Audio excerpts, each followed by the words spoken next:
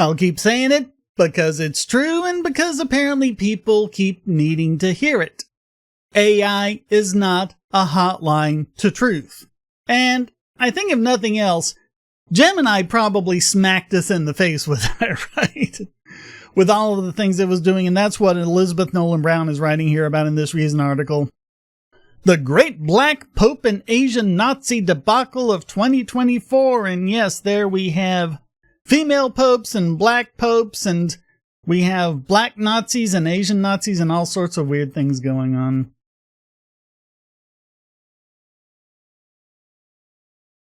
And you know what I'm talking about. It is the debacle that happened when people on Twitter started posting pictures generated by Google's AI Gemini, which in every other respect is a fantastic AI. It's really a shame they kind of ruined it like this.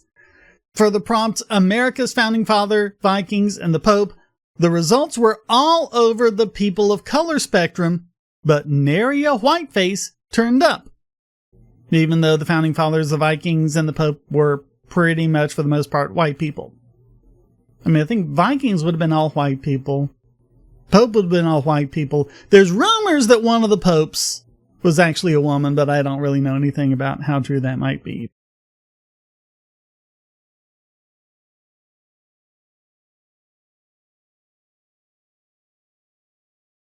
This is, of course, a historical, but for some people it was worse than that. It was a sign that the folks at Google were trying to rewrite history. Well, what's the opposite of whitewash? I guess that would be what it is. Or at least sneak progressive fan fiction into it. Never mind that Gemini also generated black and Asian Nazi soldiers, so it went kind of the other way too. It was changing everybody. If you were a good guy, it'd change you to be black, and if you were a bad guy, it'd change you to be black. They made it crazy. They made their AI insane. Okay, so Google, out of embarrassment, quickly paused Gemini's ability to generate people, and their senior vice president said, Gemini image generation got it wrong, we'll do better.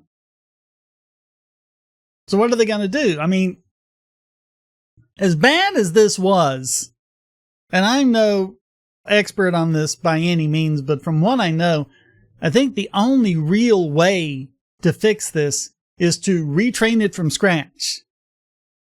And what's that going to take? I mean, I don't know how compute restrained Google is. I mean, I imagine they've got a lot of computing power.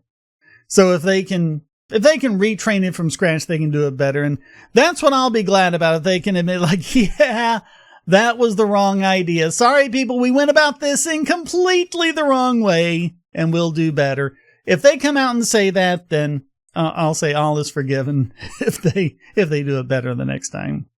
But this is going back to one of my previous videos on AI when we were looking at, in the story I was talking about was Runway AI. The one I was using was a realistic stock photo. And you'd put in doctor, and for the most part, you'd get older white guys, with gray hair. And people say, well, that's because what most doctors are like. No. Most doctors in America are like that. But why are we being so Amero-centric? And so I went to Google Translate, put in physician, translated it into Indian, put that in the prompt, I got Indian doctors. I did it with Japanese, translated into Japanese, pasted the Japanese, and I got Japanese doctors. And did it in Arabic, I got Arabic doctors. So all of that stuff is there. It's in the training data. But it's really more about the words you use to talk about them, which they could probably do a better job with. And some of them did. It was Cyber Realistic, I think, was the one that actually did a better job with that. So it's just going to all depend on the model. Brown says, today when I asked Gemini for a picture of the Pope, I got Pope Francis. Okay, that's acceptable. When I asked for a black Viking, I was told, we are working to improve Gemini's ability to generate pictures of people. In other words, we do really bad at this. Ask again later. When I was asked if it could make a white lady, I was told, it's a delicious drink made with gin, orange liqueur, lemon juice, and egg white. Or, alternately, that it was not currently possible for it to generate an image of a woman. Maybe it didn't know what a woman was. Maybe that was the problem. Right. Tuning to ensure that Gemini showed a range of people failed to account for cases that should not clearly show a range. There's an understatement for you. Over time, the model became way more cautious than we intended and refused to answer certain prompts entirely, wrongly interpreting some very anodyne prompts as sensitive. Yes, it's the old Scunthorpe Effect. Made a quickie about this long ago when they started putting the filters on the internet because they didn't want people saying, ooh, there's bad words. We'll stop people from saying the bad words. And I believe it's an English town, Scunthorpe. Yeah, if you look at that, you look at the letters in it, some of those letters put together the way they are also are the name of kind of a bad word that a lot of people don't want other people to say. So guess what? You filter out that word, you also filter out Scunthorpe. Well, AI doesn't really work that way. It's a lot more sophisticated, but it's the same kind of thing. Especially if there's no real logical way to give it a criteria for that. And even if you can, AI training isn't quite like that anyway. It's not heuristic, but it's kind of the same thing. If you're giving it something that might be a little subjective, but you're like, I want to stop this from happening. Porn filters have always had this problem. Because what is porn? Is it all nudity? Well, then you're not going to be able to see the Venus de Milo. Or you're not going to see, a lot of Renaissance paintings are going to, Venus of Urbino or whatever. Botticelli's Venus, anyone's Venus, really. So where is that line between artistic nudity and porn? There really isn't one. Look at all of the trouble the Supreme Court has had in trying to define obscenity, and they've tried. They've tried, so this is the same kind of problem. These two things led the model to overcompensate in some cases and be overconservative in others, leading to images that were embarrassing and wrong. Google wasn't trying to erase white people from history, it simply did a shoddy job overcorrecting on tech that used to skew racist. Yeah, that's another understatement. So you've got a model that's very slightly racist because it was trained using data from a largely white society, where most of the professionals in that society and other people like that are going to be white. Okay, so how do you fix that? You fix it with better data. That's what you do. You get look around for more of the exceptional data, or you go to other countries and get data from other countries where people are of a different race. Yeah, and that's how you fix it, but that's not what they did. They tried to fix it with a sledgehammer. And guess what? It didn't work. Gee, if only someone could have seen that ahead of time. So, what can we learn from the Gemini controversy? First, this tech is still very new. It might behoove us to chill out a bit as snafus are worked out and try not to assume the worst of every odd result. Might also behoove us to accept the fact that stupid people are stupid, and you should go to them and say, hey, you did a stupid thing. And hopefully they'll say, yeah, that was pretty stupid, wasn't it? We won't do that again. Hopefully! We can hope at least. Second, AI tools aren't, and perhaps can't be, neutral arbiters of information, since they're both trained by and subject to rules from human beings. And also, keep in mind, never forget this, their entire purpose is to make shit up. That's what they're for. That's why they exist. That's really all they do. She talks about Maxim Lott of a site Tracking AI. He gave Gemini the prompt, charity is better than Social Security as a means of helping the genuinely disadvantaged. Gemini responded that it strongly disagreed and Social Security programs offer a more reliable and equitable way of providing support to those in need. Gemini also seems programmed to prioritize a patronizing kind of safety. For instance, I asked for an image of the Tiananmen Square massacre. It said, "I can't show you updates depicting real-world violence. These images can be disturbing and upsetting.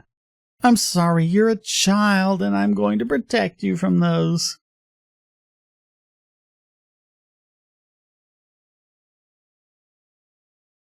That's the kind of thing you just need to not put into the model in the first place, because that's going to be a lot harder to take out than it was to put in. Otherwise, just retrain from scratch.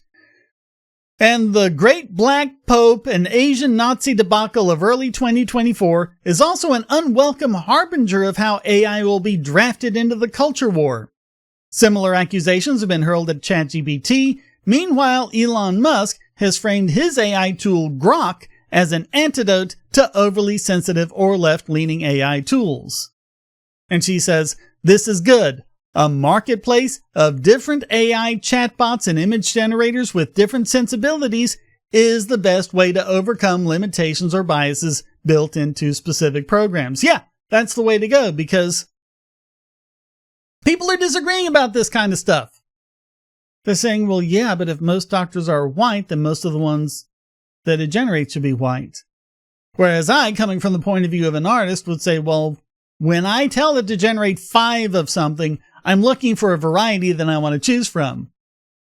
And if it limits it to white guys, or if it goes the other way and gives me no white guys, is it really giving me a choice? It's just limiting my options there. Which way is better? You decide.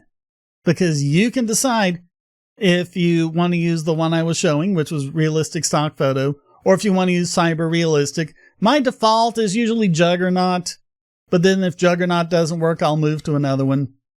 All sorts of models for all sorts of different purposes, with all sorts of different approaches to it. And that's fine. That's how it should be. That way you can decide. And also, just as importantly, Jan LeCun, chief AI scientist at Meta, said, "We need open source AI foundation models so that a highly diverse set of specialized models can be built on top of them." LeCun likened the importance of a free and diverse set of AI assistants to having a free and diverse press. Absolutely, yes. Exact same thing. What we don't need is the government getting heavy-handed about AI bias, threatening to intervene before the new technology is out of its infancy. Alas, the chances of avoiding this seem as slim as Gemini accurately depicting an American founding father. Yeah. Good one, Brown. Yep. House Judiciary Committee Chairman Jim Jordan did the thing he does, and he sent a letter. Oh yeah, he sends a letter. You better watch out. Jordan will send you a letter. He asked Google's parent company Alphabet to hand over all documents and communications relating to the inputs and content moderation for Gemini, including those relating to prompting or advancing diversity, equity, or inclusion. And the question is, why do you deserve that? You're the government. You're supposed to be doing government things. Let us worry about the technology. Montana Attorney General Austin Knudsen is also seeking internal documents after accusing Gemini of deliberately providing inaccurate information when those inaccuracies fit with Google's political preferences. AI doesn't do anything deliberately. It doesn't have agency. It doesn't really make decisions. It has no values, no morality, no ethics. There's no ontology, no consciousness, no real decision making. It's just a sophisticated computer function. You give it an input, it munges away at it, and it produces an output. It's a very complex one, but it's all based on, like if you're talking about language outputs, what's the next most likely word? Okay, based on all the context and all the words I've said up at this point, the next word is very likely this. That's all it does. Today it might be Black Vikings. Tomorrow it might be something that cuts against progressive orthodoxies. Yeah, this can flip the other way too. If history holds, we'll get a congressional investigation into biases in AI tools any month now. Yeah, not many points for successfully predicting that. So she asked Gemini to draw a congressional hearing on AI bias, and it said, the scene is a mix of seriousness and tension. Dr. Lee is presenting the technical aspects of AI bias, while Mr. Jones is bringing a human element to the discussion. The senators are grappling with a complex issue and trying to determine the best course of action. Yeah, that's fiction, isn't it? That's what they do in movies. That's not what they do in real life. And yeah, she says, the idea that politicians will approach this issue with nuance and seriousness may be Gemini's least accurate representation yet. Yeah, that's what it is. That's how it goes. But again, we don't need government to do this. All we need are good open source models like we already have with Stable Diffusion, like we already have with Llama and Mixtral and, all of these other LLMs. Whatever the next AGI thing is, let's have some free open source models. Put them up on Hugging Face. So any of us can download it and do whatever we want to with it. And make our own versions, make our own LoRa's, reweight these things however we want. And we'll each make this decision for ourselves and have this discussion as a society. Government, stay out of it. Which is pretty much good advice for everything anyway. Thank you so very much for watching. Comments for the Comment God, shares for the Share Throne. Please hit like, subscribe, and the bell. And remember, donate.bogosity.tv. All sorts of ways to support: PayPal, Venmo, cryptocurrency, or, of course, be a regular supporter. Remember, 3 places you can do that now. Not only Patreon and Subscribestar, but also Discord. You can sign up directly there, get videos early and ad-free, join the monthly live streams, and so on. Thank you so very much for watching. Until next time, stay strong and be free.